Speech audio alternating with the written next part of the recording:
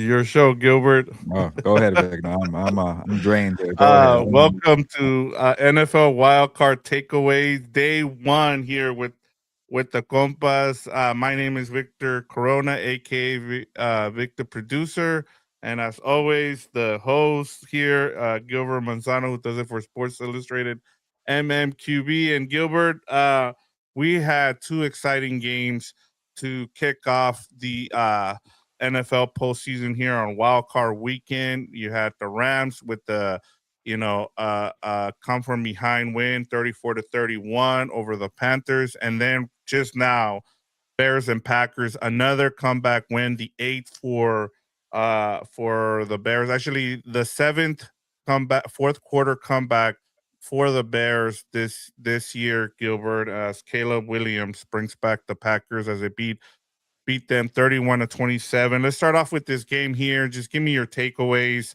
I mean, it seemed like the Packers had this game wrapped up in the fourth quarter, and again, like just they just fell apart. It was just a disaster down the stretch. So, give me your takeaways here.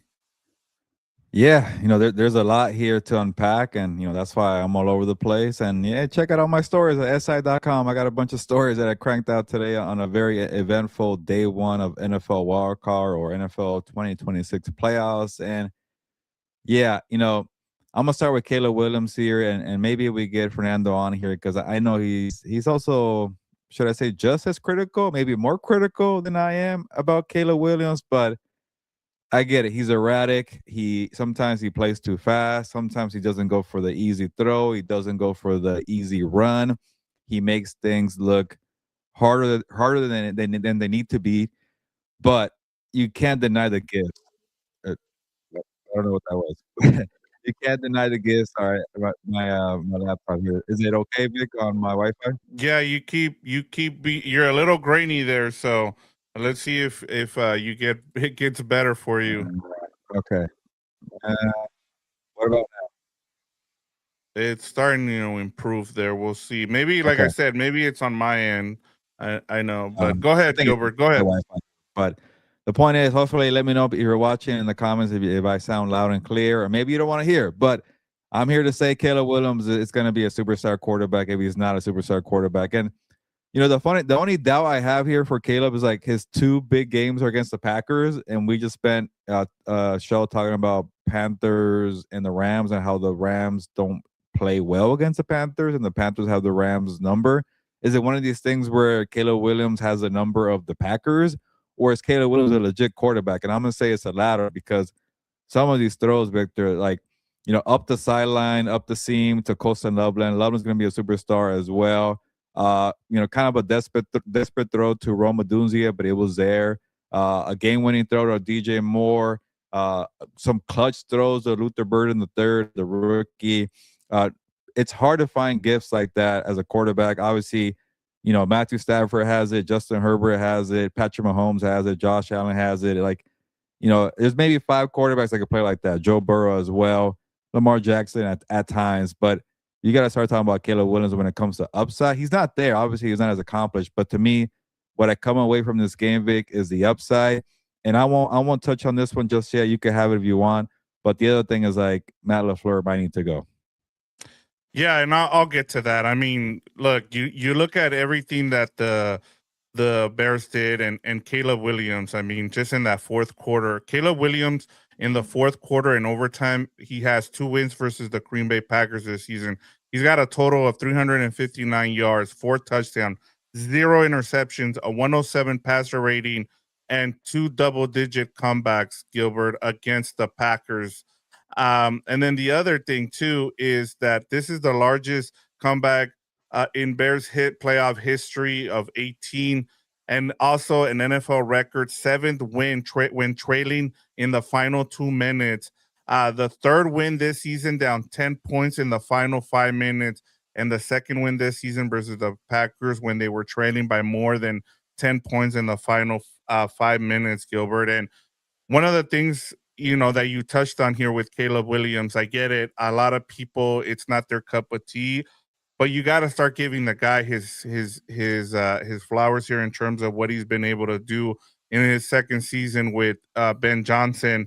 And my biggest takeaway from him is the fact that maybe he does better out of structure, Gilbert, and maybe that's the way to go. Kind of like what they did with um, Patrick Mahomes, and in his second year, where you just try to get the best out of him doing what he does best, right? Which is be out of structure. And honestly, like when they got behind, it was when he was the best in this game, was letting him go out of structure, being able to be the playmaker.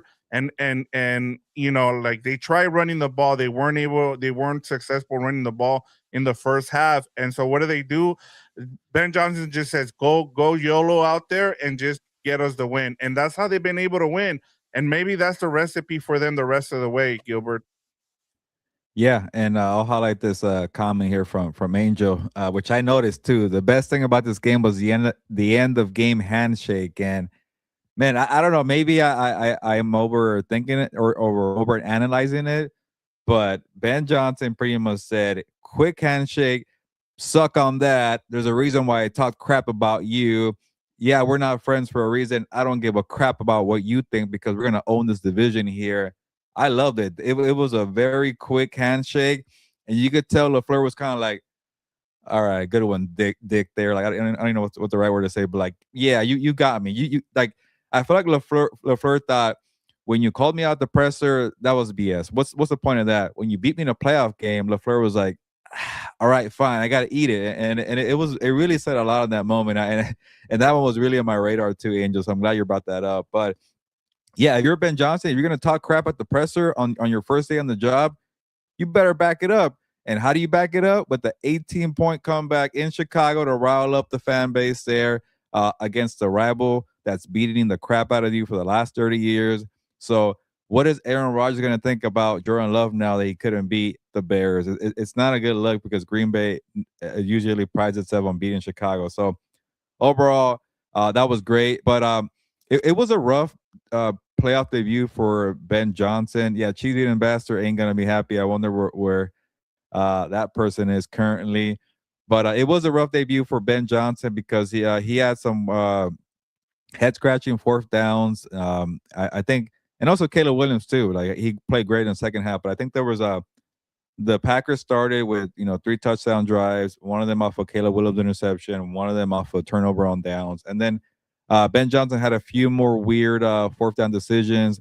I know it's not all on him, but they had like a 4th and 1, and instead of running the football, they have Caleb Williams snap it, and I know the interior got blown up there, and he threw a pick right there. So maybe if you run the ball up the middle, you get stopped either way. So it's things like that. It's hard to analyze when it comes to coaching, but it was a rough game for Ben Johnson. And to his credit, like you mentioned, when he realized, okay, I'm not gonna pull back the reins on Caleb Williams. Yeah, we might give up an interception here. Yeah, we might get in trouble, but I'm gonna let him go YOLO. And you know what I'm gonna do? I'm gonna call a bunch of plays that are towards the sideline, up the seam, where it's a little safer to go down the field and push it. And when you got a big body like Colston Loveland and you just throw it down the sideline, he's gonna make a play. You got an experienced wide receiver like DJ Moore. So to me, it was ugly. It was a lot of learning on trial by error. But hey, it was a fun football game when they came through. Loveland, what is it? What's his name? Colston Loveland. Coastland Loveland, man, that kid, I thought he was going to be a bust at the beginning of the season. He's turned it up. He just put up the best line for a tight end we've seen since 2000 in a playoff game. I mean, that was spectacular. It was great to see it. And as Brian Smith says, Ben Johnson hasn't improved anything yet, just because Wow. that leads me right into, we're going to get into it now, Gilbert. Let me set you up here. This is the Packers disaster, Gilbert, and they blew a 21-3 halftime lead, blew a 27-16 lead with 6:36 left, missed 2 field goals, missed 1 PAT. They had a delay a game coming out of a timeout in the fourth quarter, a timeout on defense in the fourth quarter. Last 7 drives, Gilbert, 1 touchdown, 4 punts, 1 missed field goal, end of game. You're Matt LaFleur. You're one of the best offensive guys out there in the league, and yet you just seem to have terrible game management. And then before the game, it was reported by Ian Rappaport that he was safe no matter what happens in these fourth Oh. quarters. That fourth quarter and second half, Gilbert, were terrible. I don't know how he survives this. He might be one that is out of a job come Monday or Tuesday, Gilbert. Yeah, so it was a very bad game for Lafleur, but he has a couple of things going for him. And you mentioned all the bad, yeah, the blown leads, having an inconsistent offense, trading for Micah Parsons, and then you're going to end up at the same place that you were a year ago. Like they lost in the wild card to the Eagles, the wild card to Chicago. They've been the number 7 seed 3 years in a row. Where's the progress? So that's a lot of red flags for Matt Oh, and they Lafleur. lost 4 of their last 5 games. Sorry. Go ahead.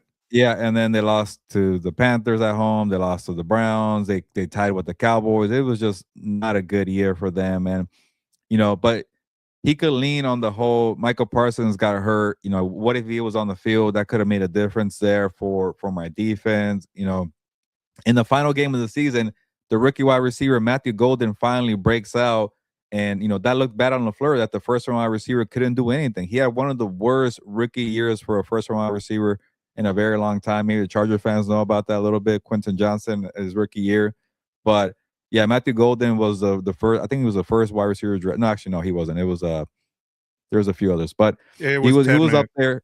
Yeah, it was Yep. McMillan, but he was up there, and I think he had like maybe like 20 something catches and less than 400 receiving yards, no touchdown in the regular season. But then he had a touchdown in the fourth quarter. I honestly thought when he scored and he broke free on the right sideline, that was going to save the game for the Packers. It was going to save Matt LaFleur's job. Uh, and then, it became like a back and forth game, a little similar to the Panthers and the Rams, where like you thought someone's going to pull away. No, it was back and forth all the way to the final second. So, yeah, Matthew Golden did well.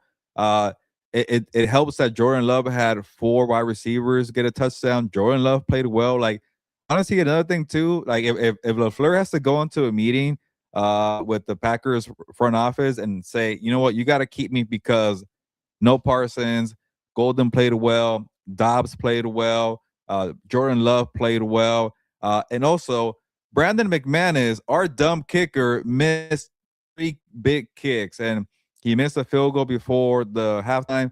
He missed practically 4 points in the fourth quarter. You make that field goal, you make the extra point attempt. Guess what? Jordan Love's coming out with the after the DJ Moore touchdown with a 31-31 game, and maybe win the game off of McManus field goal instead of throwing a desperate shot from the 28-yard line to end the game. So you make the field goals, man. It's a whole different story there. But at the end of the day, you had an 18-point lead. You had a 15-point lead in the fourth quarter, and you still blew it. So to me, it's gonna be a lot of question marks for LaFleur. Again, there's a lot of good from him, but when you're trying to go for a Super Bowl and you trade 2 first-round picks for a franchise that doesn't trade first-round picks, number 7 seed and wild card exit is unacceptable.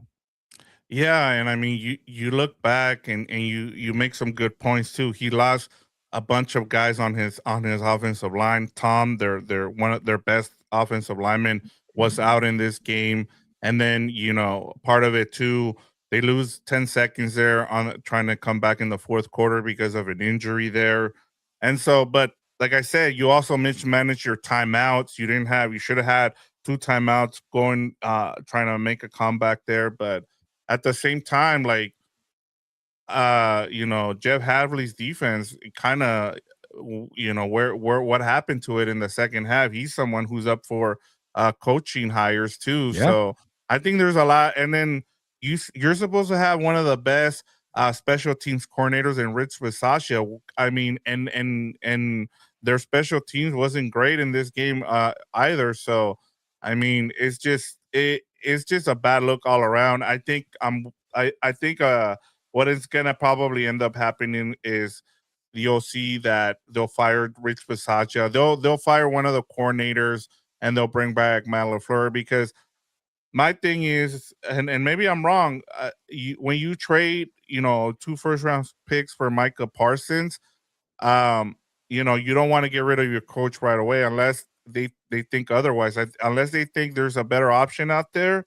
Which, to Brian's point there, I mean, If you fire him, the next day he's getting hired by someone else. So that's the other thing. But the other thing you got to think about here, Gilbert, is the, kind of like what we talked about. Harbaugh have things gotten too stale there for him, to where Yeah. it might be one of those, parting of ways, like a legit one where it's him saying, I need something new. It's kind of like the Andy Reid thing where when he was with Philadelphia, where he's just like, okay, we've reached our limit here. It's time for me to go, and it's time for you to bring someone else, a new voice, perhaps.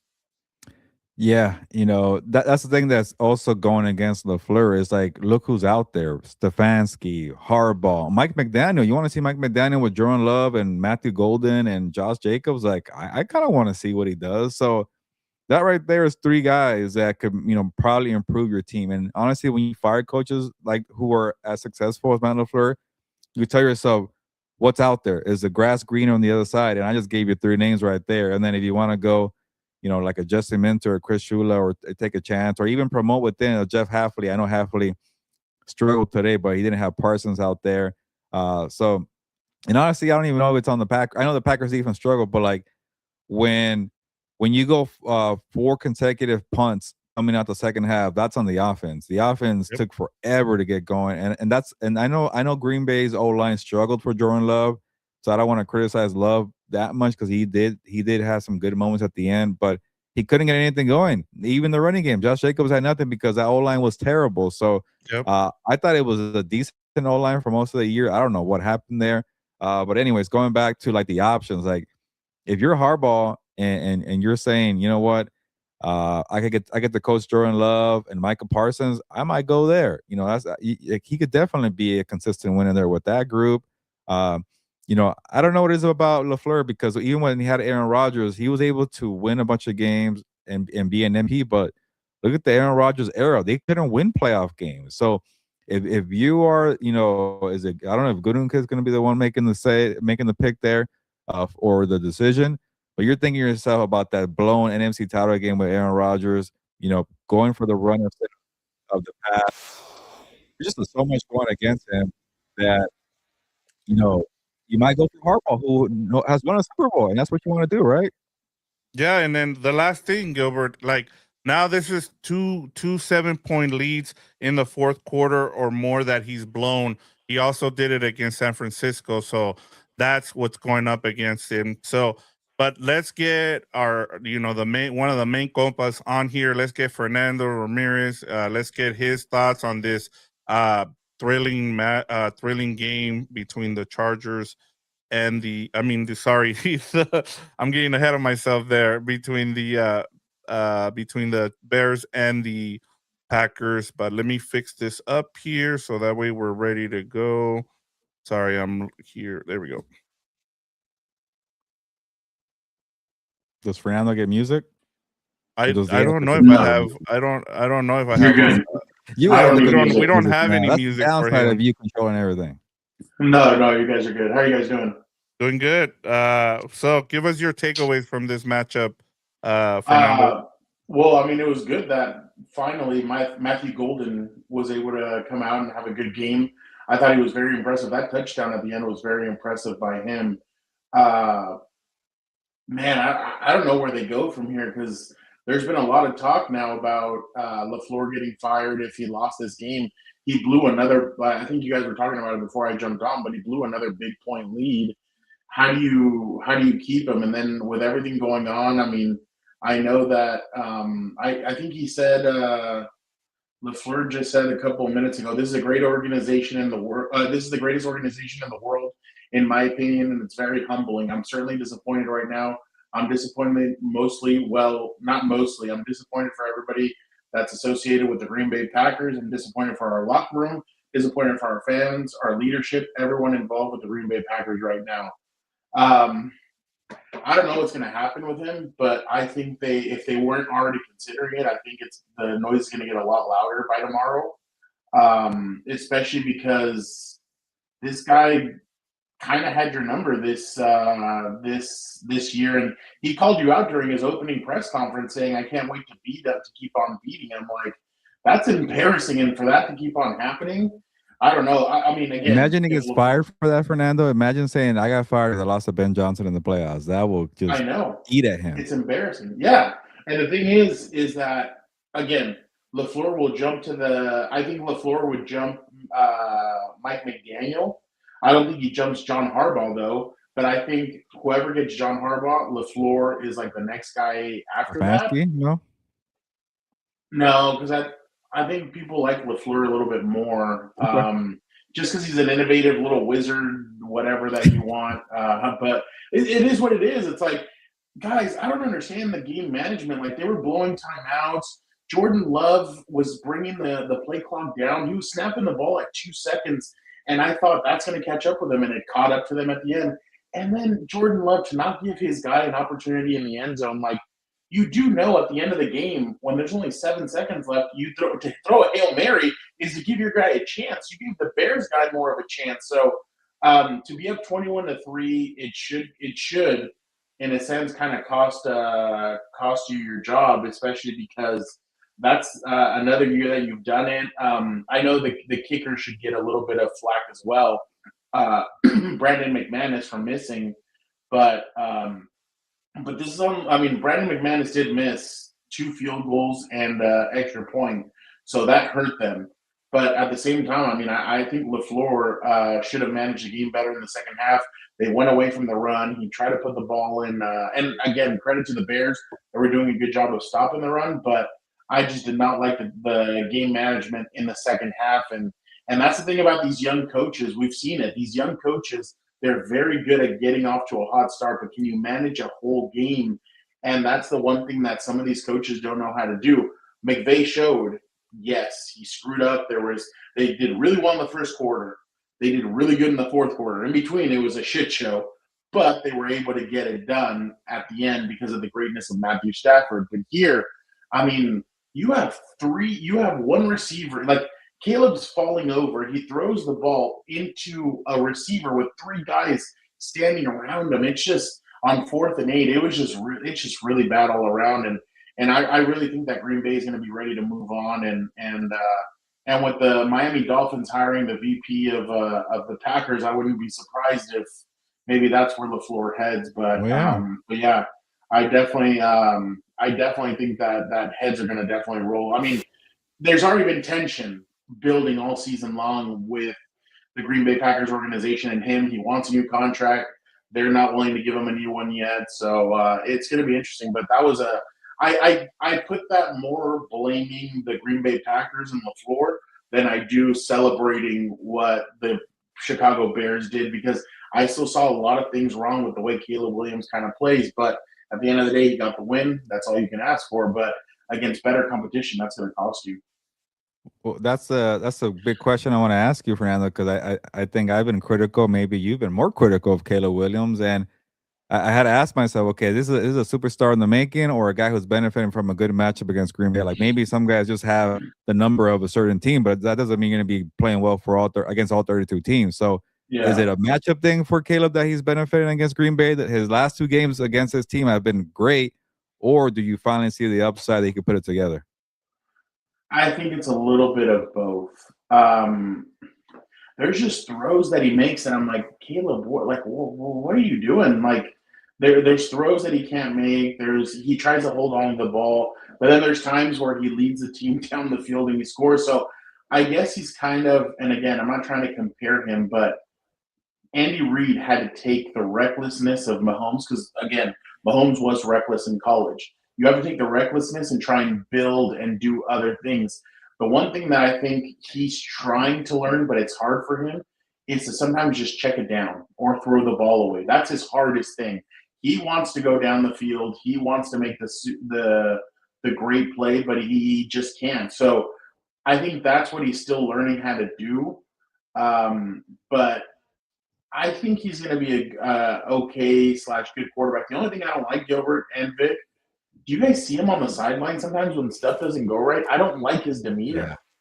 Like that's like he's sitting like all schlumped and like he's kind of like this, or like I don't know. I just don't like that kind of stuff. But I think that's going to wear thin, especially like if things don't. See, that's the thing. It's working right now, so teammates are going to take it. They're going to be like, okay, he's just trying to lead us. But if things start going the wrong way, is he going to be able to handle? Like, our teammates going to be able to handle that? I don't know. Again, the one thing I was really impressed with was the three offensive linemen they brought in. I thought all three of them played really well. Their two guards in the Satuni, Dalton, and those guys. They played really well. But yeah, I think it's a little bit of both, Gilbert. I'm still not completely sold on him, but Yeah. if Philly goes in there next week and he's able to beat them and does it in a convincing fashion, then I'm going to be even more impressed. But as of right now, I'm still a little hesitant when it comes to Caleb. It's the throws, man. The ones that he throws to like Colston Loveland or Roma That kid, by Dunze. the way, he's really good. Yeah, he's Coastal. the one for sure, bona fide superstar. Yeah. That's it. But remember, everybody was giving them crap for selecting him, but I'm like, that's what fits their style. And look, Coastal got off to a very bad season. Like, he did not get hot until down the stretch. And look at him, over 120 yards. He was their offense tonight. DJ Moore kept on dropping passes. He wasn't able to get the ball. But the security blanket tonight was Coastal Loveland, and he should be praised because he put on a hell of a performance. I think he's the first 100-yard rookie tight end receiver since like 1988. So that's definitely very impressive. But Yeah, what were you that, saying about the throws? oh, sorry. Yeah, I was gonna say no. To me, it's like it shows all the upside. That's why I could get Yeah. over this, the not taking the easy throw. Playing erratic. I feel like he plays out of structure a lot, and at some point, because Ben Johnson, I think, has tried his best to like pull him back. Hey, man, let's lean on the running game. Let's just go for a design running here. Like let's kind of just tone it back. And I think when they fell behind 18 points, at some Ben Johnson was all right, F it, man. Go do what you want to do. You want to throw the ball down the field. I'm gonna design plays for you up the field with Loveland and Burden, and the Dunzia one was kind of a prayer that he got there. So, but he has the arm strength. He could just throw it up there, Yeah. and like sometimes it's gonna hit. And when you're playing that erratic in a wild card game, when you're playing from behind and you need to have quick scores, he's capable of doing it. So you know what it reminds me of? Vic and Fernando, when we saw the rise again, I'm not saying he's going to become this, but when we saw the rise of Josh Allen in that wild card game between Deshaun Watson and Allen, it was the Texans and the Bills, a bonkers game where we thought that Allen was, kind of a so-so quarterback, inaccurate, just super erratic, but we saw the way he carried that team. So maybe it could be something like that for him. Vic, what were you going to say about Coastal Loveland? Yeah, no, I was just gonna say he had the best line for a tight end in the 2000s. So for a playoff game, making his debut. So yeah, No, he was very impressive.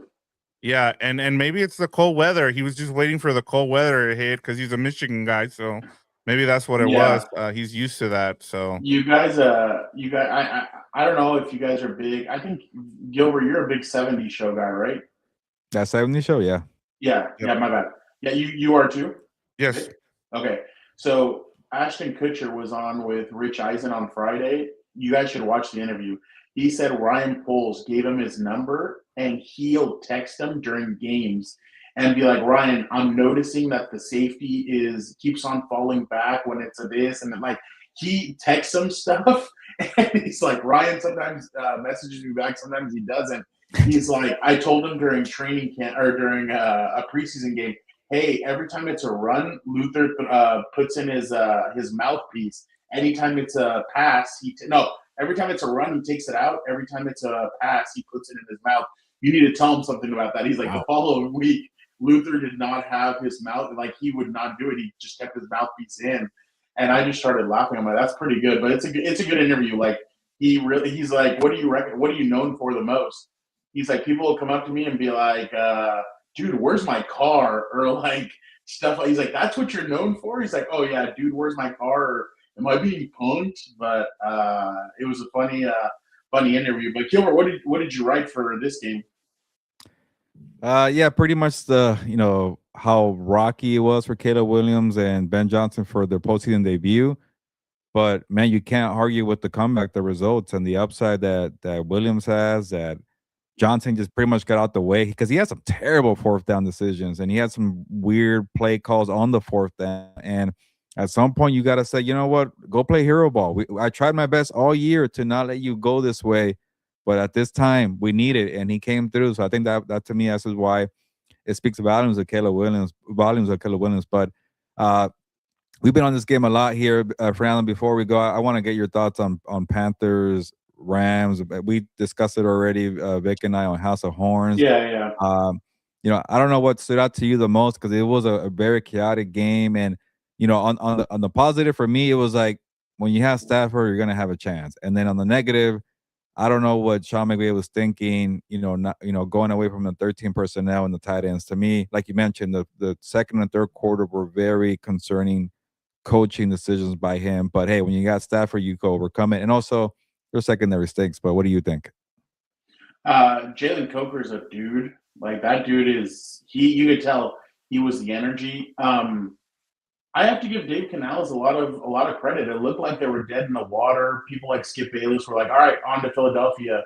And I'm kind of like, no, I think the Panthers are going to fight. And they fought. They fought until the end. And unfortunately, just they didn't have enough to go get it. But I completely agree with you. I think Sean McVay sometimes just goes away from what has gotten him to the dance. And what's the best thing that he has? The tight end personnel. I know they didn't have Ferguson today, but that's the best thing that they do. The tight ends are the best part of their game. It's unique. It's something that they do. And like you said, he goes away from it. I thought the Puka drop was going to be what decided the game. I thought that might be the crusher. It wasn't. Devontae, you could tell he's missed the last 3-4 weeks of the season. He looked really rusty, but hey, at the end of the day, they won the game. But the Packers or the Rams and the Bears are playing a dangerous game that if it continues in the next round, they're not going to be able to surpass it. But Gilbert, I agree with you. I think their secondary is really bad. The interesting part's going to be if they have to, because as of right now, I'd be surprised if the 49ers won tomorrow, but anything can happen, I guess.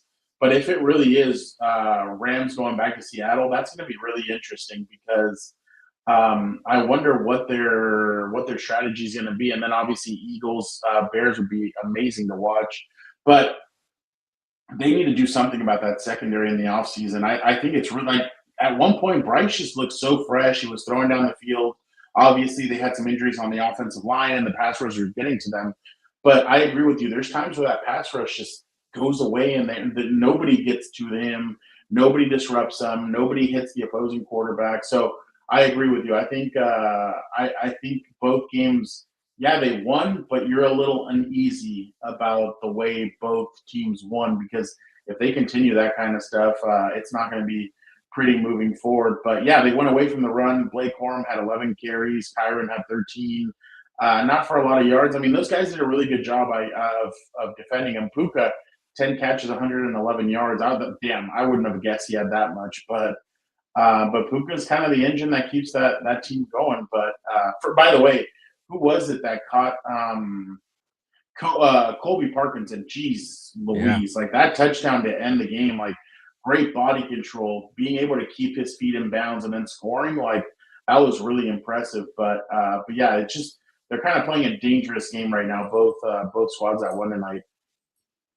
Yeah, no, and I was just gonna say I let the show on House of Horns by saying that I think it's one of the things I was telling Gilbert about was and he's a big boxing guy. Styles make fights, and I just felt like the Panthers were a terrible matchup for the Rams. There's a lot of familiarity with these two teams. There's a lot of ex Rams on there. You have the DC was under McVay. Canales, as Gilbert pointed out, was on the NFC West with Pete Carroll, and so I just took it as that. And their best DB tonight was Puka Nacua breaking up that pass, that interception, as Gilbert pointed out as well. But to me, I think the biggest thing is the fact that as you mentioned, you were bad. You had a blunder in each of your of all three phases: offense, special teams, and defense, and you still came out with the win. And as Gilbert wrote, as long as you have Stafford and McVay, you're gonna have a chance to win in the playoffs. And as long as you have those two dudes, you're gonna have, and the other thing too, uh, in their 5 losses, Fernando and Gilbert, they've lost by a combined 17 points. They haven't been blown out. So there's also that. And if they face the Seahawks, I like their chances just because it's a divisional game. As we saw today, anything can happen in a divisional game. When teams know each other that well, you'll be able to you should be able to at least get away with some things there. So we'll see what happens. It'll be interesting to see if it is Seahawks and Rams for a third time. We wanted to see it, and I was kind of hoping it might be in the championship game, but we might get it early. No, and it would be Devontae Adams would be back, so that's definitely going to help the Rams out a lot. Well, to your point, Vic, about matchups, like if the Rams go to Chicago, I could see the Rams blowing them out. If the Rams have to play the Eagles, I could see the Eagles beating the Rams. Like it's just in terms of matchups, and the Eagles are more physical. They could maybe slow down that offense. I don't know if the Bears defense could do that. But I was kind of impressed with the Bears defense for stopping the Packers in the second half. I think it was 4 consecutive punts there. But yeah, if the Eagles win, it would be Eagles, Bears, right? And then Rams. And they Seahawks. have to go to the Bears, and the Bears already beat. See, like you just mentioned, like it styles make fights. If it's Seahawks and Rams, that style kind of helps the Rams. We saw that. But then if it's Eagles, Bears, that helps the Bears. I didn't think about it. If the Eagles win, the Rams don't even play the Eagles into the championship game, and that's probably their worst matchup. Yep. Yeah. No, I agree. And both of those matchups would be great to see next weekend. I mean, to be honest, yeah, the 49ers, it's cool. It's been a great story, but I'm kind of like, all right, time to get out of here. Like, let's get Eagles Bears, and let's get Rams and the Seahawks. I think that's going to be a great game. That'd be a great weekend of football, to be honest. Yeah, so it will be 49ers Seahawks. Yeah, I don't think I will care about that one, but those would be pretty much the fun NFC games there. But yeah, like we mentioned, man, everything is wide open here, and you're right though, Fernando. If it is the Rams for the Bears and Caleb Williams has a stinker, then I might have to retract my statement here.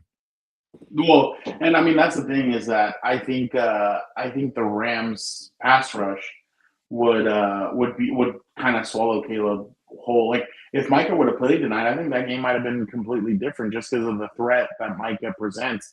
I mean, Rashawn Gary tried to do as much as he could. He kept on being in the backfield, but he just couldn't get to Caleb. But I think Micah would have definitely have gotten him a couple times. But no, I completely agree with you. I think Rams Bears is very entertaining. I just don't think 49ers Seahawks is as entertaining because we just saw it a couple weeks ago and it was at 49ers. Up there, the Seahawks might really take it to them. So I just think Rams Seahawks would be very entertaining. I think that'd be on a Saturday, I believe, and then and then Sunday would probably be the other. Who knows? I mean, it just depends on because the Bears how the TV want. Yeah, and then I wonder if the Seahawks would ask for Sunday. And then that gives the Rams an extra day. So now I'm kind of hoping it's a Sunday. So because I work on Saturday. So that's just me being selfish. Yeah, no, but I mean, I thought both games were very entertaining. It looked like one team was kind of going to pull it out at the beginning, and then the other team kind of came back and was able to take it. But Gilbert, what are you thinking? Do you think he's gone tomorrow or Monday? LaFleur? Yeah. I'll say yeah, only because of the options available. I would kind of want to. I would like to see what Mike McDaniel does. In this team, I would like to see Harbaugh, even Stefanski. Like I was telling Victor, like even going back to the Aaron Rodgers days, like he's blown a lot of. He's wasted good teams that should win the Super Bowl, and when Aaron Rodgers is talking crap about him, going for a field goal instead of a fourth down on the NFC title game. Like I've heard him mention that so many times. Like I bet you it keeps him up at night. So when you had those back-to-back years with MVP Rodgers and you don't win it, you didn't even go to a Super Bowl. Keep in mind, they were number 1 seed a couple times, and then I know they had Brady. Cowboys.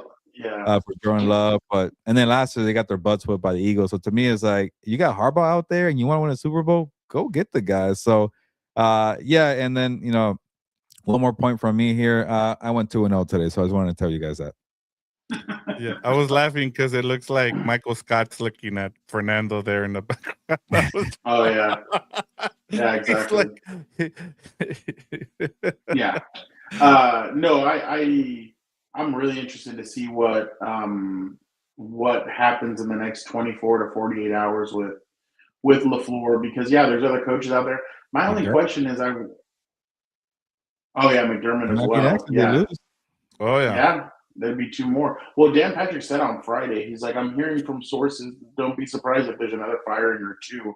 And I'm like, those are the only 2 I can think of. Like, no other team I think would fire their head coach, especially if they lose. But there's rumors about Tomlin possibly going to TV if they lose, but I just don't see him. Well, who knows? You never know with him. But we might have 10 coaching vacancies. By the way, we might. Imagine? We're at 8, right? Where are we at right now? 8. Yeah, 8. Yeah. 8. And then, but 12 teams have inquired about John Harbaugh. That's the funny part. That's what, dude. By the way, I love that he already put out his wish list. I want 20 million. I want this. I want that. I'm like, great. I'm like, let's do it. So I think LaFleur would land quickly somewhere. I think he would definitely land somewhere. Like Miami would probably be but they don't have a quarterback. Maybe Tennessee would want LaFleur. But I don't know. I think we're in one of the craziest off seasons we're going to see in a while, because, like you said, Vic, I think there could possibly be 10 vacancies by Monday morning. So, a lot of great football already in the first 2 games, and there's still 4 more games to go. So let's get weird. I forgot about Monday's game. Oh, dude, I think everybody forgot about Monday's game, and then and then you got. Well, was the one good thing about moving them to Monday? It didn't ruin a great Saturday. Like these 2 games were perfect. They're awesome. Well, remember when they used to try and fit it all in Saturday and Sunday, and you kind of like Sunday, you kind of be like, oh, okay, that was a lot of football. Yeah. This way, you get a Monday night, but I think whoever wins that Monday night, they're going to have them play next Sunday to not give them they can't give them next Saturday. So and it would. You're right. Yeah. So that would mean the winner of no, it'd be. We don't know yet. We don't know. No AFC teams. Yeah. That's tomorrow. But definitely. We'll see what happens. But man, that was. I can't believe it. You're up 21-3. Like, how do you not have control of that? Like, it was ugly. You could tell the tide started changing at halftime when they got that 3 and out. Chicago started kind of coming alive a little bit, and you never want to give a team like that hope, especially a team like him. So definitely a lot of interesting stuff. Yeah. Yep. But we're ready, guys. Yep. Fernando, why don't you set us up for tomorrow and what we have coming up tomorrow, so that way people can check us out. Tomorrow is Buffalo Bills and at the Jaguars at 10 a.m. Well, 10 a.m. Pacific, and then Eagles 49ers, and then Chargers Patriots. We will we'll have the Wubs. Dan is out in North Carolina, but he said I will jump on. I will do the Wub reaction. I was like, either way, and then he goes, either way, I'll do it. I was like, all right, I appreciate it. So we'll see.